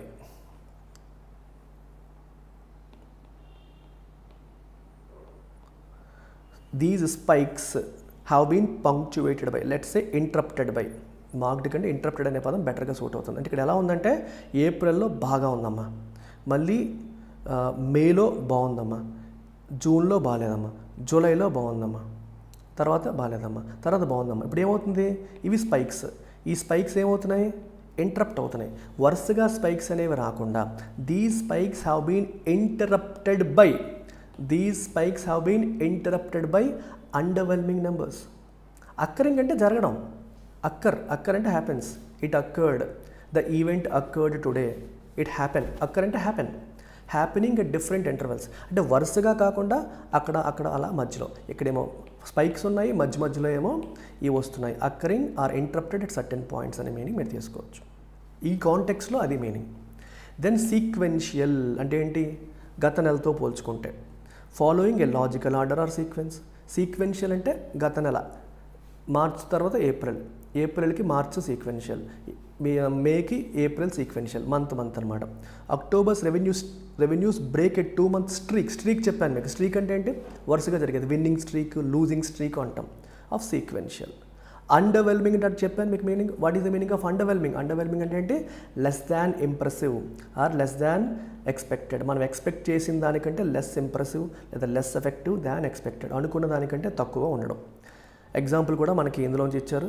ఫెస్టివ్ సీజన్ ఉన్నప్పటికీ కూడా జిఎస్టీ గ్రోత్ ఎలా ఉంది, అండర్వెల్మింగ్ ఉంది. అంటే అనుకున్నంత లేదు అని అంటున్నారు, డిసప్పాయింటింగ్గా ఉంది. స్లాకెనింగ్, ఇది ఈ వర్డ్ కూడా మీనింగ్ చెప్పాను. సో ఇక్కడ స్లాకెనింగ్ మొమెంటం అంటే ఇక్కడ ఈ కాంటెక్స్లో it is an adjective. Slacken అనేది వర్బ్, కానీ స్లాకెనింగ్ మొమెంటం, ఇక్కడ మొమెంటం అనేది నౌన్. ఈ మొమెంటం ఎలా ఉంది, slackening momentum. So RBI indicated slackening momentum. Okay, అంటే తగ్గిపోతుంది. డిక్రీజింగ్ ఇన్ ఇంటెన్సిటీ కావచ్చు, స్ట్రెంగ్త్ కావచ్చు, స్పీడ్ కావచ్చు, తగ్గుతుంది అన్నప్పుడు స్లాకెన్ అవుతుంది అని అంటాం. Okay, then ఓమెన్. ఓమెన్ అంటే ఏంటి, symbol, signal. Omen is a sign or indication of future events, often regarded as portent. Omen is a sign or indication of future events. రాబోయేదాన్ని ఇండికేట్ చేసే సిగ్నల్ని మనం ఓమెన్ అంటాం. Often regarded as a portent. Portent అంటే అదే ఒక symbol లాగా, ఒక జరగబోయేదాన్ని చూపించే ఒక సింగల్ లాగా. మనకి ఇప్పుడు చూడండి, చాలాసార్లు నల్లపిల్లి ఎదురొచ్చింది అనుకోండి, నల్లపిల్లి ఎదురిస్తే మనం ఏమంటాం, ఇది bad omen. Okay, bad omen అంటామా లేదా? పోర్టెంట్ అంటే ఒక సైన్, సిగ్నల్, ఒక వార్నింగ్ లాగా బ్యాడ్ ఓమెన్ అంటాం. అలా ఎక్స్పీడేట్ చెప్పాను. ఎక్స్పీడేటెడ్ మీనింగ్ ఏంటి, స్పీడప్. ఎక్స్పీడేటెడ్ స్పీడప్ అని అర్థం. రేషనలైజేషన్ అంటే అర్థం ఏంటమ్మా, to make something more efficient.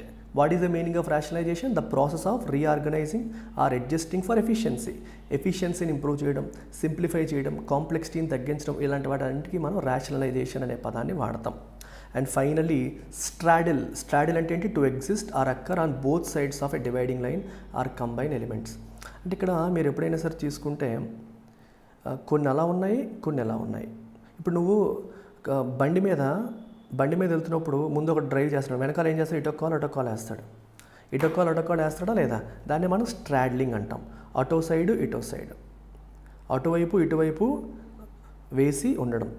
Stand with 1 leg on either side. అంటే ఎందుకు ఆ పదాన్ని వాడారు అంటే, కొన్నేమో ఎస్యూవీ సేల్స్ ఏమో పెరిగిపోతున్నాయి, కొన్నేమో తగ్గిపోతున్నాయి. అలా ఇప్పుడు ఎలాగుంది సేల్స్ అంటే ఎలా లేదు, కొన్నేమో పెరుగుతున్నాయి, కొన్నేమో తగ్గుతున్నాయి, కొన్నేమో తగ్గుతున్నాయి, కొన్నేమో పెరుగుతున్నాయి అని ఇండికేట్ చేయడానికి ఇది ఇండికేట్ చేస్తున్నారు. While SUV sales grew rapidly, other vehicle sales straddled in the middle line. అవేమో ఇలా ఉన్నాయి, కొన్నేమో అలా వెళ్తున్నాయి అని చెప్పడం. అందుకు అక్కడ స్ట్రాడిల్ అనే పదాన్ని వాడారు. ఇంట్రెస్టింగ్ ఫ్రేజెస్ కూడా ఉన్నాయి చూడండి. స్టార్ట్ విత్ ఎ బ్యాంగ్ అనే పదం వాడారు. మీకు ఎగ్జాంపుల్ చెప్పాను, రాజమౌళి మూవీతో ఒక సినిమా థియేటర్ దద్దరు వెళ్ళిపోయింది. To start something with a great success, energy and impact. Olympics జరిగాయి అనుకోండి, ఒలింపిక్స్లో ఫస్ట్ ఓపెనింగ్ సెరమనీ సూపర్బ్గా స్టార్ట్ అయింది. It started with a bang అంటాం. అలాగే ఐపీఎల్ ఫస్ట్ మ్యాచ్లోనే వీళ్ళకి 240 వాళ్ళు 250 కొట్టేశారనుకోండి, yes IPL started with a bang అంటాం. అలాగే second word on a tight leash. On a tight leash అంటే అర్థం ఏంటి? To keep something or someone అంటే స్ట్రిక్ట్గా కంట్రోల్ చేయడం. ఈ వర్డ్ చాలా ఇంట్రెస్టింగ్ వర్డ్ ఇది, లీష్. లీష్ అంటే ఒక చైన్ లాగా నిన్ను అదుపు చేయడం అనమాట. ఓకే, నిన్ను అదుపు చేయడం, కంట్రోల్ చేయడం, కదలకుండా క్లోజ్గా సూపర్వైజ్ చేయడం. ఒక కుక్కకి చైన్ వేసుకొని చేత్తో పట్టుకుంటాం, యూఆర్ లీషింగ్ ఇట్. ఒక ఇంట్రెస్టింగ్ వర్డ్ అన్లీష్ అనే పదం ఉంటుంది. అన్లీష్ అంటే ఏంటి? దానికి ఫ్రీడమ్ ఇవ్వడం, ఒక్కసారిగా వదిలేయడం. సో మనం చాలాసార్లు ఈ పదాన్ని వాడతాం, అన్లీష్ యువర్ పొటెన్షియల్. అంటే నీలో చాలా పొటెన్షియల్ దాగి ఉంది, నువ్వు దాన్ని కంట్రోల్ చేసేసుకున్నాడు, దాన్ని వాడట్లేదు. పొటెన్షియల్ని అసలు వాడకుండా అలాగా అణిచిపెట్టుకొని ఉంటున్నావు. So when you unleash it, it comes out. So I always say every one of you has potential. మీరందరూ సూపర్ స్టార్లే, తోపులే, there is no doubt about it. మీరందరూ తెలివైన వాళ్ళే, మీరందరూ సూపర్ స్టార్లే, మీరందరూ తోపులే. Only problem your potential is lying within. మీ లోపల ఉండిపోయింది, దాన్ని బయటికి తేవాలి. So as a teacher my job is to unleash, to bring that out. అంటే దానికి రెస్ట్రిక్షన్ లేకుండా బయటికి తేవడం. మరి leash, if you have to if I'm keeping something అనే టైట్ లీష్ అంటే నేను దాన్ని అదుపు చేస్తున్నాను, కంట్రోల్ చేస్తున్నాను అని అర్థం. గవర్నమెంట్ ఏం చేస్తుంది? రెవెన్యూ, క్యాపిటల్ ఎక్స్పెండిచర్స్ టైట్ లీష్లో ఉంది అంటే అర్థం ఏంటి? ఎక్కువ పెట్టట్లేదు. It is not spending enough అని అర్థం. స్ట్రిక్ట్గా ఉంటుంది, ఖర్చు ఊరికే పెరగకుండా చూస్తోంది అని దీని యొక్క అర్థం. వర్సన్ అంటే అర్థం ఏంటమ్మా? వాస్కోడిగమా. ఇఫ్ సంథింగ్ వర్సెన్స్ అంటే ఇంకా పరిస్థితి దిగజారుతోంది అని అర్థం. ఓకే, పరిస్థితి దిగజారడాన్ని మనం వర్సన్ అవ్వడం. వర్స్ అంటే ఏంటి? బ్యాడ్, వర్స్ట్ అంటాం కదా, degrees of comparison. Bad, worst. Worsen అంటే ఇంకా బ్యాడ్ అవ్వడం అని అర్థం. ఇవి దీనికి సంబంధించిన vocabulary. Now look at reading comprehension based on the editorial. ఇదే ఎడిటోరియల్ మీద మనం ఒక రీడింగ్ కాంప్రహెన్షన్ క్వశ్చన్స్ కూడా ఇచ్చాము, మీరు ట్రై చేయండి. What does the article suggest as the primary reason behind the fluctuation in GST revenue trends this financial year? మీకు answer కనిపిస్తుంది కానీ చూడకండి. ఈ ఫైనాన్షియల్ ఇయర్లో జిఎస్టీ రెవెన్యూ ట్రెండ్స్లో ఫ్లక్చువేషన్ ఉంది. ఎందుకు, దేనివల్ల అని చెప్పి ఈ ఆర్టికల్ అడుగుతుంది. దేనివల్ల ఆర్టికల్ చెప్తోంది చూడండి ఒక్కొక్కటి. Increased foreign trade and exports, దాని గురించి అసలు ఆర్టికల్ మాట్లాడిందా? No. Varied consumer demand due to economic uncertainties, ఇది కరెక్ట్లా ఉంది కదా, ఇది కరెక్ట్లా ఉంది, పక్కన పెడదాం. మూడోది చూడండి, seasonal agricultural output effecting revenue, అసలు అగ్రికల్చర్ గురించి మాట్లాడనే లేదు. Delays in government spending policies, దీని గురించి కూడా డీటెయిల్డ్గా మాట్లాడలేదు. సో ఆన్సర్ ఏంటి? Varied consumer spending due to economic. Consumers enough spend చేయట్లేదు, ప్రతి నెల ఒకలా ఉండట్లేదు. ఒకసారి విపరీతంగా స్పెండ్ చేస్తున్నారు, ఒకసారి తగ్గిపోతుంది. అది ఆల్రెడీ చెప్పారు, స్పైక్స్ అని చెప్పాము, తర్వాత మధ్యలో తగ్గిపోతుంది అన్నాము. దానికి ఒక పదాన్ని కూడా మనం యూజ్ చేసాము, పంక్చువేటెడ్ బై అనే పదాన్ని కూడా యూజ్ చేసాం. సో ఇది ఫస్ట్ క్వశ్చన్. సెకండ్ చూడండి, what action does the article suggest the GST council should focus on to sustain revenue growth? GST council వాళ్ళు దేని మీద దృష్టి పెట్టాలి? ఏం చెప్పారు? రేట్ రేషనలైజేషన్ ప్రాసెస్ ఏదైతే ఉందో దాన్ని ఎక్స్పెడిట్ చేయాలి, అది ఆపకూడదు. It must not be deterred from rationalising rates అన్నాడు. రేట్ రేషనలైజేషన్ ప్రాసెస్ ఆగకూడదు, దాని మీద ఫోకస్ చేయాలి. సో ఆన్సర్ ఏంటి? Expediting the tax rate rationalisation process. Tax rate rationalisation process అనేది ఆగకూడదు అని క్లియర్గా చెప్పడం జరిగింది. ఇది చూడండి, very interesting question. What is the tone of the author regarding GST revenue trends and the future economic outlook? ఇప్పుడు మీరు ఒకసారి గమనిస్తే ఆథర్ యొక్క టోన్ ఎలా ఉందో చూద్దాం. ఆథర్ టోన్ ఎలా ఉంది? ఫుల్ పాజిటివ్గా ఉందా? నో. ఫుల్ నెగిటివ్గా ఉందా? లో. రెండూ లేదు. ఎందుకు? కొన్ని నెలలేమో బాగుంటున్నాయి, కొన్ని నెలలేమో బాగుండట్లేదు. కొన్నేమో గుడ్ ఓమెన్ అంటున్నాడు, ఇంకో పక్కేమో తగ్గిపోయింది, తక్కువైంది అని చెప్పి అంటున్నారు కదా. సో అందుకు మరి దీని టోన్ ఎలా చెప్తాం మనం? ఒకసారి ఆలోచించండి. ఇక్కడ ఫస్ట్ ఏం చెప్తున్నారు? ఆప్టిమిస్టిక్ అండ్ ఎంకరేజింగ్ అన్నారు. అవునా? మొత్తం పాజిటివ్గా చెప్పారా? చెప్పలేదు. ఎందుకు? కొన్ని నెలలు పెరుగుతుంటే కొన్ని నెలలు తగ్గుతుంది అంటున్నాడు. సో మొత్తం ఆప్టిమిస్టిక్గా అంటే కాదు. సో ఆన్సర్ ఫస్ట్ది అయితే కాదు. రెండో చూడండి, న్యూట్రల్ అండ్ అనలిటికల్. అసలు అతను అనలైజ్ చేశాడా? Yes, because he's referring to data. March data, April data, ఆ డేటా, ఈ డేటా అని చాలా చాలా చాలా చెప్పడం ద్వారా ఆయన అనాలిసిస్ చేస్తున్నాడు. సో కాబట్టి అనలిటికల్ ఉంది. టోన్ న్యూట్రల్ ఉందా? Yes, kind of neutral. You can say cautiously optimistic. Optimism లైట్గా ఉంది, ఎందుకంటే ఈ మధ్యన పెరిగింది కాబట్టి అని చెప్పి అంటున్నారు, కానీ ఫుల్ ఆప్టిమిజం కాదు. Can we say neutral? Yes, among the options అది బెటర్. ఎందుకంటే సి చూడండి, పెసిమిస్టిక్ అన్నాడు, కంప్లీట్గా నెగిటివ్గా ఉందా? లేదు. ఇండిఫరెంట్ అండ్ డిస్మిసివ్ అన్నాడు, కాదు. ఇండిఫరెంట్ అసలు పట్టించుకోనట్టు, సంబంధం లేనట్టుగా ఉన్నాడా? లేదు. So answer is B, neutral and analytical. అంటే ఇచ్చిన ఆప్షన్స్లో బెస్ట్ మనం పిక్ చేసుకోవాలి, ఏది మనకి క్లోజెస్ట్ అవుతుంది, ఏది మనకి క్లోజెస్ట్ అవుతుంది. So that is the tone of the author. అంటే రెగ్యులర్గా ఆప్షన్స్ ఎడిటోరియల్ చదివేసి పెట్టే క్వశ్చన్స్ నేను పెట్టలేదు, 2 మాత్రమే ఎడిటోరియల్ కంటెంట్ బేస్డ్ క్వశ్చన్స్ పెట్టాను. ఇంకా ఒక క్వశ్చన్ ఏమో టోన్ మీద, ఓకే, ఇంకో క్వశ్చన్ వచ్చేసి చూడండి ఇన్ఫరెన్స్ మీద. ఇలాంటి క్వశ్చన్స్ చాలా ఎక్కువ వస్తున్నాయి మనకి. Which of the following can be inferred, అంటే దాని నుంచి మనం ఏమి ఇన్ఫర్ చేయగలుగుతాము, అంటే ఇచ్చిన ఇన్ఫర్మేషన్ నుంచి మనం ఏమి అర్థం చేసుకోగలుగుతాము అనేది అర్థం. What can be inferred about the impact of festive season and GST. మీరు కామన్ సెన్స్ వాడండి. జిఎస్టీ రెవెన్యూస్ మీద ఫెస్టివ్ సీజన్ ఇంపాక్ట్ ఎలా ఉంటుంది అని మనం చెప్పొచ్చు. అసలు మీరు ఇవేమి ఆప్షన్స్ కూడా చూడకండి, డోంట్ లుక్ ఎట్ ఆప్షన్స్, మీరు ఈజీగా ఆన్సర్ చేస్తారు. ఒకసారి ఆలోచించుకోండి.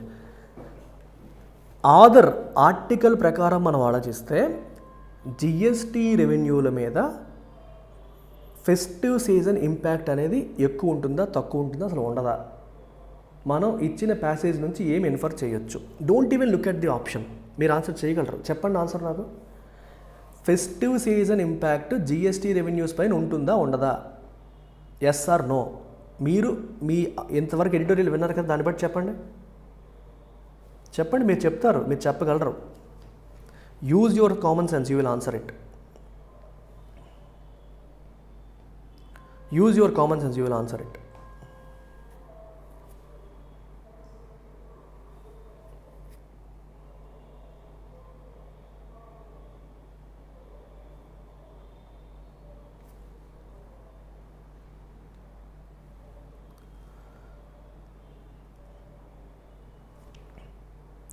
మీకు కామన్ సెన్స్ తెలుసు, ఆర్టికల్ కూడా అదే చెప్తుంది. ఇంకా సెప్టెంబర్లోనే బాగుంది, అంటే అక్టోబర్లో వచ్చిన నెంబర్స్ దేన్ని ఇండికేట్ చేస్తే సెప్టెంబర్వి. కానీ యాక్చువల్ దసరా దివాళీ ఎప్పుడు వచ్చాయి? అక్టోబర్లో. మరి అక్టోబర్లో వచ్చే నెంబర్స్ మనకి ఎప్పుడు వస్తాయి? నవంబర్లో వస్తాయి. మరి నవంబర్లో చితక్కొడేస్తామని అనుకున్నాం కదా. ఆన్సర్ ఏంటి? ఆన్సర్ మీరే ఇప్పుడు ఆప్షన్ చెప్పండి. Go through the options and tell me.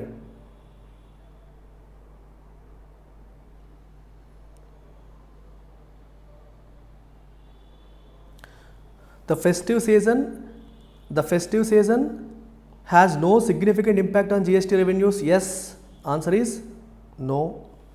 Festive season impact లేదని అంటుంది, అవునా? కాదు. రెండోది చూడండి, the festive season typically boosts consumer spending, positively influencing GST revenues. This is your answer. Okay, festive సీజన్లో కన్జ్యూమర్ స్పెండింగ్ జనరల్గా పెరుగుతుంది అండ్ పాజిటివ్గా జిఎస్టీ రెవెన్యూస్ని పెంచుతుంది అని చెప్పంటున్నారు. ఇంగ్లీష్ మాత్రమే తీసుకోవచ్చు. I will announce it tomorrow. Only English రోజు తీసుకోవడానికి కూడా నేను స్కోప్ ఉంటుంది, but the fee will be little bit higher. I will tell you. GST revenues are likely to decline due to increased refunds during the festive season. GST revenues అనేవి are likely to decline due to increased refunds during the festive season. Festive సీజన్లో refunds బాగా పెరగడం వల్ల GST revenues అనేవి are likely to decline, తగ్గడానికి ఆస్కారం ఉంది అని చెప్పి అంటున్నారు. అవునా? కాదు. ఫెస్టివ్ సీజన్లో పెరుగుతుంది. Answer is 2. మళ్ళీ మిగిలిన ఆప్షన్స్ ఇంకా చూడక్కర్లేదు. లాస్ట్ క్వశ్చన్ చూడండి అమ్మా, మీరు ఎలా చెప్తారో చూద్దాం. మీకు ఆప్షన్ కనిపిస్తుంది ఇక్కడ, నేను రేపటి నుంచి ఆన్సర్ కనిపించకుండా పెడతా. Which of the following assumptions does the author make?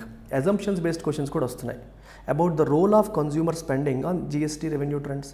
GST revenue trends పైన ఓకే కన్జ్యూమర్ స్పెండింగ్ ఎటువంటి రోల్ ప్లే చేస్తుందని ఆథర్ అనుకుంటున్నారు. Same question. ఆథర్ ఏమనుకుంటున్నారు? అక్కడ ఇన్ఫరెన్స్ అజంప్షన్ మోర్ అలా సిమిలర్ క్వశ్చన్ ఇచ్చేసాను. ఏమనుకుంటున్నారు author? Higher consumer spending during festive season directly contributes to increase GST revenues. ఆ విషయాన్ని అతను డైరెక్ట్గా చెప్పలా, కానీ that is the assumption he is making. Consumer spending festive సీజన్లో బెటర్గా ఉంటుంది కాబట్టి జిఎస్టీ రెవెన్యూస్ పెరుగుతాయనే అజంప్షన్ ఆయన తీసుకున్నారు. అది క్లియర్గా చెప్పకపోయినప్పటికీ అది అక్కడ ఆ అజంప్షన్ అనేది తీసుకోవడం జరిగింది. సో ఇలా మనకి ఇవాళ అయిపోయింది. As I told you, so this is Saphalya batch. So Saphalya బ్యాచ్లోకి ఎవరన్నా రావాలంటే, అంటే వేరే ఇన్స్టిట్యూట్లో కోచింగ్ కంప్లీట్ చేసిన బ్యాచ్ ఉంటారు చాలామంది మీలో, సేదర్స్ వాళ్ళు, ఐఏసీ వాళ్ళు, వేరే ఇన్స్టిట్యూట్లో చదువుకున్న వాళ్ళు మనది ఎవరైనా ఫాలో అయితే మీకు చెప్తున్నాను, I strongly recommend going for సాఫల్యకి వచ్చేయండి. ఎందుకంటే మీకు అడ్వాంటేజ్ ఒకటి, డైలీ మెయిన్స్ క్లాసెస్. అక్కడ మీకు డైలీ మెయిన్స్ క్లాసెస్ చేయరు, ఎగ్జామ్ టైంలోనే మెయిన్స్ క్లాసెస్ పెడతారు, డైలీ ఉండదు. And daily test and explanation. మీకు అక్కడ టెస్ట్లు ఉంటాయి కానీ ఎక్స్ప్లెనేషన్ ఆఫ్లైన్లో చేస్తారు, మనం ఆన్లైన్లో చేస్తాము. మీకు ఎన్నిసార్లు అయినా ఎక్స్ప్లెనేషన్ చూడొచ్చు, యాప్లో ఉంటుంది. టాపిక్ వైజ్ క్విజెస్ ఉంటాయి. As I told you, editorial కూడా, ఇంగ్లీష్ బేస్డ్ క్వశ్చన్స్ కూడా మీకు ఇందులో యాడ్ చేస్తాను. ఇంగ్లీష్ ఎడిటోరియల్ ఆన్సర్స్ కూడా దీంట్లో యాడ్ అవుతుంది. ఇప్పుడు మనం చేసిందానికి we will also add a parajumble. రేపటి నుంచి పారాజంబుల్ యాడ్ చేస్తాం. ఇంకా చాలా ఒక ఎడిటోరియల్ నుంచి మనం ఎంత పిసకాలో అంత పిసికేస్తాం. వొకాబులరీలు, ఫ్రేజల్ వర్బ్స్, ఇడియమ్స్, ఓకే, ఆ తర్వాత పారాజంబుల్స్, రీడింగ్ కాంప్రహెన్షన్స్, దాని నుంచి అన్ని ప్రాక్టీస్లు చేసేసాం అనుకోండి, మనల్ని ఎవడరా కొట్టేది, మనల్ని ఎవడరా ఆపేది? బ్యాంక్ మెయిన్సా, పీఓ మెయిన్సా, క్లర్క్ మెయిన్సా, వీ డోంట్ కేర్, మనం కొట్టేస్తాం అంతే. ఈ లెవెల్ ఆఫ్ ప్రిపరేషన్ లేక మనం వెనకబడుతున్నాం తప్పితే, ఈ లెవెల్లో ప్రిపేర్ అయితే ఎవడరా మనల్ని ఆపేది? ఎవడు మనల్ని ఆపే సీనే లేదు. Be confident, I will make you super strong, you will be super man. So మీరు ప్యాంట్ వేసుకొని పైన టైర్ వేస్తారు కదా, అలాగే కదా super man. That's it. Okay, మీకు నచ్చిందో లేదో ఒకసారి కామెంట్స్లో పెట్టండి. నచ్చిన వాళ్ళు మీ ఫ్రెండ్స్ అందరికీ షేర్ చేయండి. మీరు సపోర్ట్ చేస్తేనే, మీ సపోర్ట్ మీదే నా ఎఫర్ట్ ఆధారపడుతుంది. నేను ఎంత ఎఫర్ట్ పెట్టాలనుకున్నా మీరు సపోర్ట్ చేస్తున్నారు, ఎంకరేజ్ చేస్తున్నారు, మీకు నచ్చుతుంది అంటే నేను నెక్స్ట్ లెవెల్కి తీసుకెళ్ళిపోతాను. మీరు రెస్పాండ్ అవ్వట్లేదంటే ఎంత క్వాలిటీ ఇచ్చినా ఇలా పట్టించుకోర్రా స్టూడెంట్స్ అని నేను నీరు గారిపోతాం. సో మమ్మల్ని నీరు గార్చకుండా, సో మమ్మల్ని డ్యాంపెన్ చేయకుండా చేయాల్సింది మీ సపోర్టే.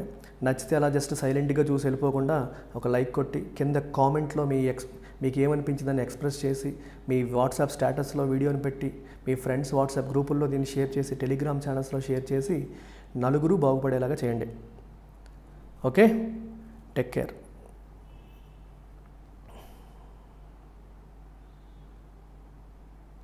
నేను ఎలా చేస్తానో నన్ను మీరు ఇక్కడ కామా పెట్టి చెప్పండి, అది చెప్పండి అనకండి. నన్ను టీచర్గా మీరు గుర్తించరండి. సార్ చూసుకుంటారో మేము ఇంప్రూవ్ అవుతాము అని రండి. Okay, you come to me trusting me, don't come to me telling me what to do. కొందరు సార్ ఇది ఇలా చెప్పండి, అది అలా చెప్పండి, ఫీడ్బ్యాక్ ఇవ్వండి. Feedback is different. సార్ ఇలా చెప్తే బాగుంటుందేమో, అలా చెప్తే బాగుంటుందేమో అని మీరు ఫీడ్బ్యాక్ ఇవ్వడం ఈజ్ గుడ్. ఇలా చెప్పండి అని మాత్రం ఎప్పుడూ చెప్పకండి. ఫీడ్బ్యాక్కి ఇన్స్ట్రక్షన్కి డిఫరెన్స్ ఉంటుంది. ఇలా చెప్పాలి, ఇలా చెప్తే వస్తుందని మీరు అనుకుంటారు, చాలాసార్లు మీకు తెలియదు. ఎందుకంటే అంతకంటే బెటర్గా చెప్పే అవకాశం మీరు మిస్ అయిపోతారు. And each student is different. So మీరు ఎటువంటి ఫీడ్బ్యాక్ అయినా ఇవ్వచ్చు, but don't give instruction, give feedback. Sir ఇలా యాడ్ చేస్తే బాగుంటుందేమో అని మీరు ట్రై చేయండి. బట్ నాకున్న టైం కన్స్ట్రైంట్కి అన్నింటికి నేను అన్ని వైపుల నుంచి మీ తరపున ఆలోచించి నేను బెస్ట్ ప్రోగ్రామ్ డిజైన్ చేసి మీకు వస్తాయి. గుడ్డిగా ఫాలో అవ్వండి, ఇంప్రూవ్ అవుతారు అంతే. Just follow me blindly. Suresh sir నమ్ముతారా? అంతే, నమ్మేసి వచ్చేయండి, మరి ఇంకేం ఆలోచించకండి. Take care, bye.